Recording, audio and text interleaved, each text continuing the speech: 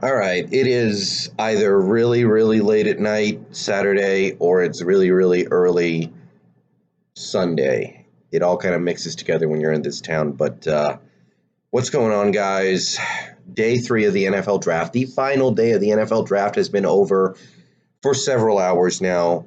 The picks have been made, the picks have been digested, the picks have been broken down.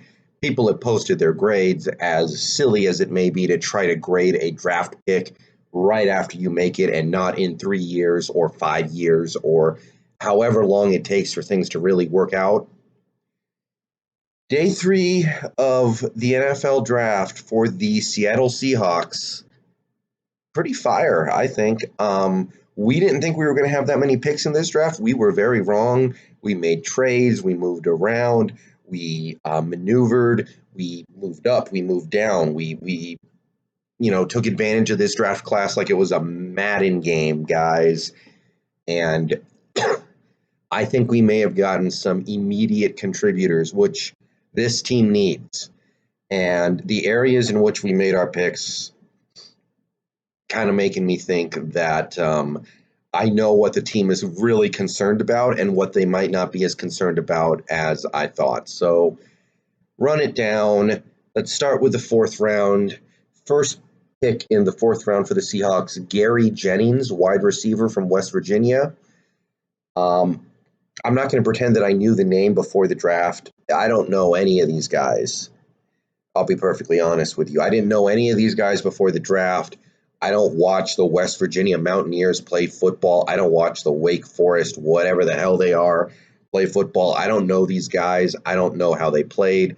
All I can do is go off of what I've read in the past several hours and what I can judge based off the little bit of tape and the little bit of analysis that I can get my hands on right now. So what I will say, Gary Jennings, he has experience playing on the outside. He has experience playing on the inside. He can be a slot receiver. He can be an outside receiver. When he's put on the football field, seems like he's really fast. Like his 40 time was good. It was like a 4.41, solid. But it seems like he's faster when you put him on the football field because I saw some stuff that said that at the Senior Bowl, he was the fastest wide receiver tracked in that game. Like in an actual game situation, he was just flying down the field. So we already got the DK Metcalf thing. Gary Jennings might contribute more as a rookie because let's be real here, DK is a raw prospect. Gary Jennings might be a little more of a finished product. And it sounds like he's good at getting open and he has pretty good hands. And those are the two biggest things that a wide receiver needs to do in the NFL. So pretty good pick. I'm happy with that. Next up, I think later in that same fourth round, Phil Haynes, guard, Wake Forest. Big dude, big, heavy, size. He's got the size that Mike Solari likes. He's aggressive, and he played both guard spots. He played right tackle. Versatility, folks. I love it. Versatility. He could, honestly, if he played some guard this year, it would not be surprising. Fluker will probably get hurt at least a little bit at some point. And I don't have a ton of faith that Upati is going to play well enough to keep his starting job for all 16 games. I just don't. So Jordan Simmons has a chance to get some starts this year. Joey Hunt, Ethan Posick, Phil Haynes joins that list of guys. I like this pick a lot. I think this is totally a Mike Solari type of guard. He big, strong, good run blocker, it sounds like. So I like it. I really like this pick a lot. Makes me feel better about our offensive line depth. Okay, next up we had Ugo Amadi, cornerback out of Oregon. So whether or not I knew it, I did see him play a few times over the past couple years. I just, I don't recognize the name. I'm not going to lie to you. But it sounds like we view him as a hybrid between a nickel corner and a safety. So we picked up another defensive back with some versatility. Based off what I've read, I feel like he's going to be a nickel cornerback for us, which is good. We lost Justin Coleman to the Lions, And beyond our two starting cornerbacks, I don't have a ton of faith in anybody on this roster. Akeem King is the best we got. And he's shown me some things he's eyed, but he's not anybody I'm putting a ton of faith in. I'm just not. So Ugo Amadi, I believe he was a late fourth round pick. I like it. Bring it on. He's looks like he's going to be a good special team player as well. I like it. So, fifth round. We move to the fifth round now. Ben Burr-Kirven. I mean, this is fun, right? I mean, like last year, we got Shaquem Griffin, and even if he wasn't the greatest player ever, it was fun to get Shaquem Griffin. This year, Ben Burr-Kirven might not be the best player, but he is fun to get because, he's small, obviously, but the dude just found a way to be around the football constantly for the Huskies over the past couple years. And he was a tackling machine. I think he led the whole college football in tackles last year with 170 something. So, off the top of my head, he should definitely play special teams, which is a big deal for us. He's definitely in the mix to be a backup linebacker. And it goes to show you that I think this team is more concerned about some of our linebacker depth than even I was, because I thought we were pretty well prepared for the linebacker spot right now, but this tells me that guys like Kalitro, Shaquem, and maybe even Mingo, they could not be on this team by week one. One of those three guys I just mentioned. I think Mingo's due so much money we can't really just cut him, but I mean we hit the linebacker spot harder than I thought in this draft, and of course I'm excited to bring in a Husky, but it also kind of tells me that we don't have a ton of faith that Shaquem is going to figure much of anything out. I don't know. But, if nothing else, he's a good special teamer. Okay. Sixth round. Travis Homer, running back out of the Miami program, the Miami Hurricanes. Saw a little bit of him, watched a little bit of tape, read about him. He's small, which is surprising that Pete Carroll would like a smaller running back. He weighs like 200 pounds. He weighs about as much as I do. And he's no Marshawn Lynch. He's no Chris Carson. He's no Rashad Penny. He's not anywhere near as big as those guys. And he seems like he's explosive. He does break tackles. He does like to run people over. Seems like he's a good pass catcher out of the backfield. So despite his small size, it seems like he plays a little bigger than that. And I like the pick. A sixth-round pick. There's really nothing to complain about when you get down to these rounds because whatever you get out of them feels like a bonus. But, we do have an opening right now for third running back. Travis Homer could easily be the third running back. He might play as a rookie and pick up a couple hundred yards easy. Okay, so then we got down into the late sixth round where we got a DeMarcus Christmas, defensive tackle out of Florida State. So this kind of goes to an area of this team that really confuses me. I like our defensive tackles, but our run defense last year was not good at all, especially down the stretch. Carolina ran all over us. Kansas City ran all over us. Dallas had a good running game against us. Some of those games we won.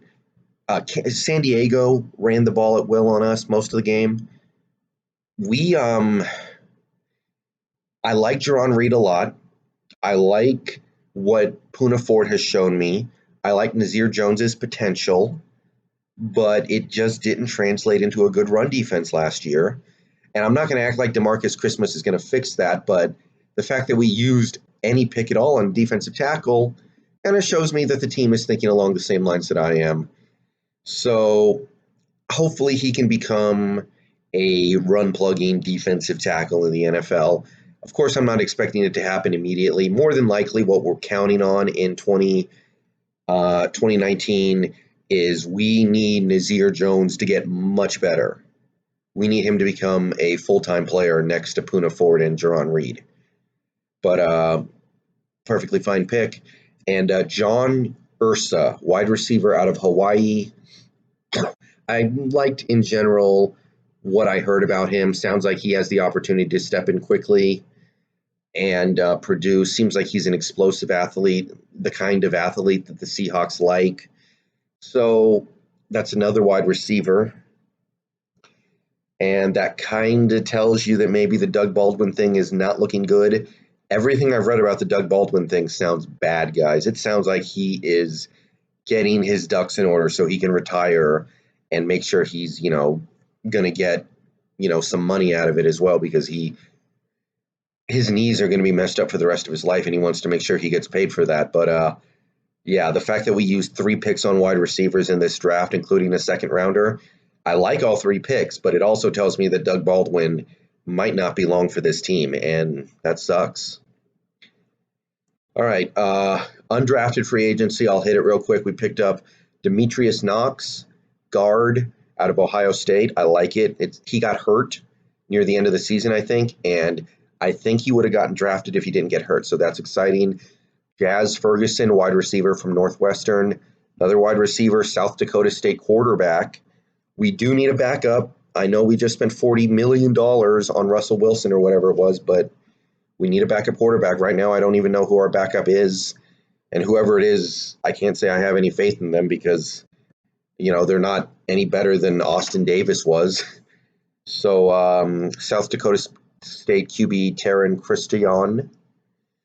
Texas CB Devontae Davis, cornerback. Canadian quarterback Michael O'Connor. Baylor cornerback Derek Thomas. Noah Dawkins, linebacker from the Citadel.